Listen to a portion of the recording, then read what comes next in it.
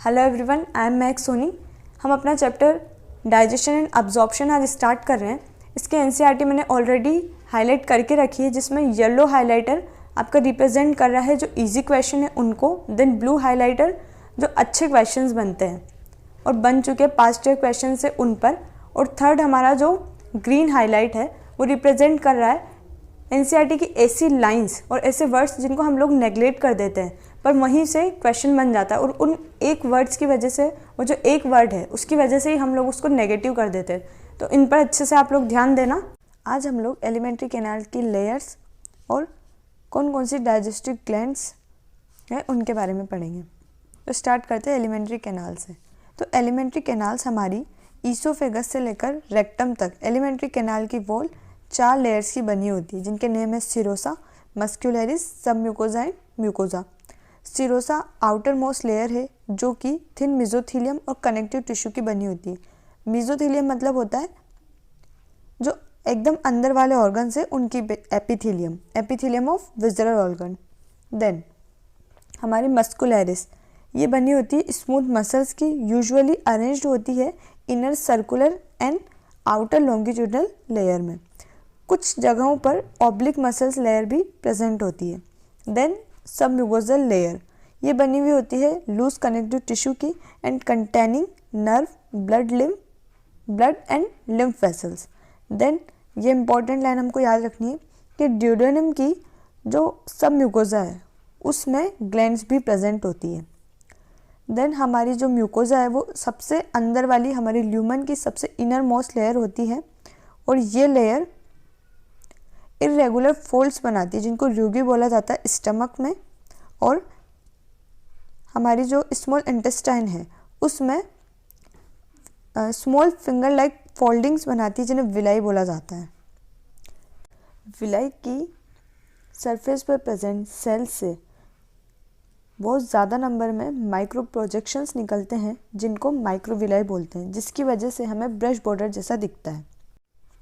ये जो मॉडिफिकेशन है इसकी वजह से सरफेस एरिया बहुत ज़्यादा इंक्रीज हो जाता है। देन विलाई में कैपिलरीज का नेटवर्क फैला हुआ होता है और एक बड़ी लिम्फ वेसल्स होती है जिसे लैक्टियल बोला जाता है। म्यूकोजा की एपिथीलियम पर गॉबलेट सेल्स होती हैं जो ल्यूब्रिकेशन के लिए म्यूकस का सिक्रीशन करती है। Mucosa also forms glands in the stomach, gastric glands and crypts in between the base of villi in the intestine, crypts of Lieberkühn। मतलब म्यूकोजा हमारा जो है वो स्टमक में भी कुछ ग्लैंड्स बनाता है जिनको गैस्ट्रिक ग्लैंड बोलते हैं, और इंटेस्टाइन की जो विलाई है उनके बेसिस के बीच में क्रिप्ट्स, जिनको क्रिप्ट्स ऑफ लिबरकुहन बोला जाता है, ये भी बनाता है। All the 4 layers show modification in different parts of the alimentary canal। हमारी जितनी ये 4 layers हैं ये एलिमेंट्री कैनाल में डिफरेंट पार्ट में मॉडिफिकेशन बताती है। तो अब स्टार्ट करते हैं डाइजेस्टिव ग्लैंड। एलिमेंट्री कैनाल से एसोसिएटेड डाइजेस्टिव ग्लैंड्स में सलाइवरी ग्लैंड, लिवर और पेनक्रियाज आते हैं। सलाइवा मेनली प्रोड्यूस होता है 3 पेयर्स ऑफ सलाइवरी ग्लैंड, जिनमें पैरोटिड ग्लैंड, सब मैक्सिलरी और सब mandible and the sublingual.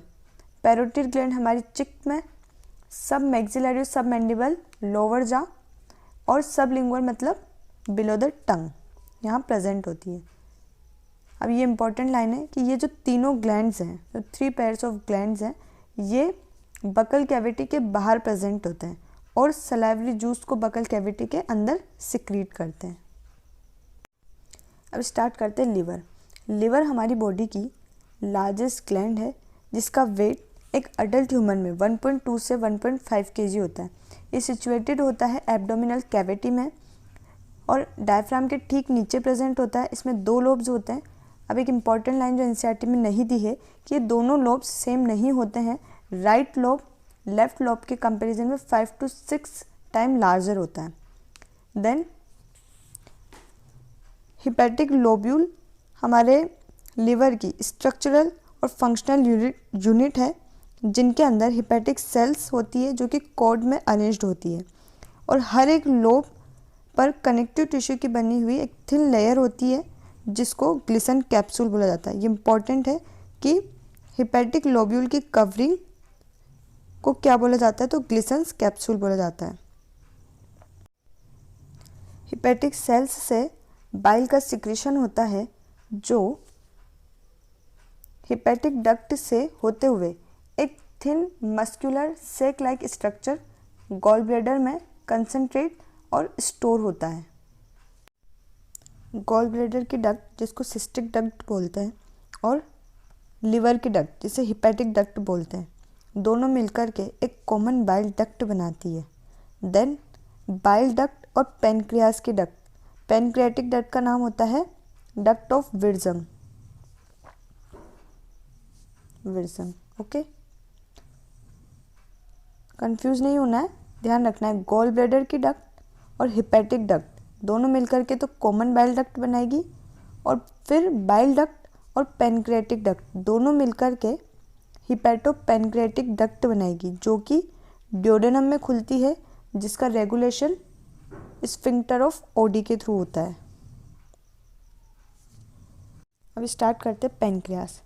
Pancreas एक कंपाउंड मतलब मिक्स्ड ग्लैंड है, इलोंगेटेड ऑर्गन है जो कि सिचुएटेड है between the limbs of the C shape duodenum. यहाँ से याद रखना है, ड्यूडेनम का शेप पूछा जाता है तो ड्यूडेनम का शेप होता है सी शेप। अब हमारा पेनक्रियास कंपाउंड ग्लैंड है, तो इसको कंपाउंड क्यों बोला जाता है, क्योंकि ये एक्सोक्राइन और एंडोक्राइन दोनों ही तरह से वर्क करता है।